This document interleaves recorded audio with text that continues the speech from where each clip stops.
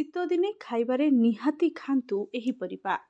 ଶରୀରରେ ଘିଅ ଭଳି ତରଳିଯିବ ଖରାପ କୋଲେଷ୍ଟ୍ରଲ୍। ଆଜିର ସମୟରେ ଲୋକଙ୍କ ଖାଇବା ଅଭ୍ୟାସ ବଦଳି ଯାଇଛି ଏବଂ ଲୋକଙ୍କ ସ୍ୱାସ୍ଥ୍ୟ ଉପରେ ଘୋର ପ୍ରଭାବ ପକାଉଛି। ଖାଦ୍ୟରେ ଅଧିକ ତେଲ ଓ ପ୍ରୋସେସ୍ ଖାଦ୍ୟ ଯୋଗୁଁ ଲୋକଙ୍କ ଖରାପ କୋଲେଷ୍ଟ୍ରଲ୍ ଦ୍ରୁତ ଗତିରେ ବଢ଼ିଥାଏ। ଖରାପ କୋଲେଷ୍ଟ୍ରଲ୍ର ବୃଦ୍ଧି ହୃଦ୍ଘାତର ଆଶଙ୍କା ମଧ୍ୟ ବଢ଼ାଇ ଦେଇଥାଏ।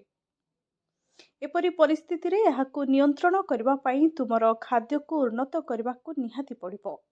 ଖରାପ କୋଲେଷ୍ଟ୍ରଲକୁ ନିୟନ୍ତ୍ରଣ କରିବା ପାଇଁ ଆପଣଙ୍କ ଖାଦ୍ୟରେ କିଛି ପନିପରିବା ସାମିଲ କରନ୍ତୁ। ଏହି ପନିପରିବା ମଧ୍ୟରୁ ଗୋଟିଏ ହେଉଛି ମୂଳା। ଅନ୍ୟ ଋତୁ ଅପେକ୍ଷା ଶୀତଦିନେ ଅଧିକ ସ୍ୱାସ୍ଥ୍ୟ ସମସ୍ୟା ଦେଖାଯାଇଥାଏ।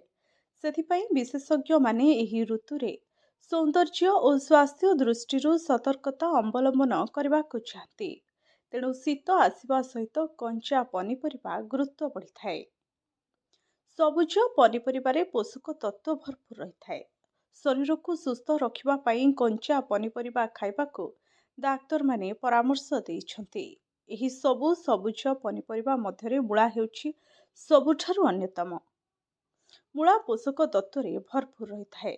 ଏହା କ୍ୟାଲୋରିରେ କମ୍, ଫାଇବରରେ ଅଧିକ ଥାଏ। ପୋଟାସିୟମ୍, ଭିଟାମିନ୍ ଓ ଆଣ୍ଟିଅକ୍ସିଡାଣ୍ଟରେ ଭରପୁର ଥାଏ। ଅତ୍ୟଧିକ ଚର୍ବି ହ୍ରାସ କରିବାରେ ଏମାନେ ସାହାଯ୍ୟ କରନ୍ତି। ଏହା ବ୍ୟତୀତ ଏହା ଉଚ୍ଚ ରକ୍ତଚାପକୁ ହ୍ରାସ କରିଥାଏ ମଧ୍ୟ।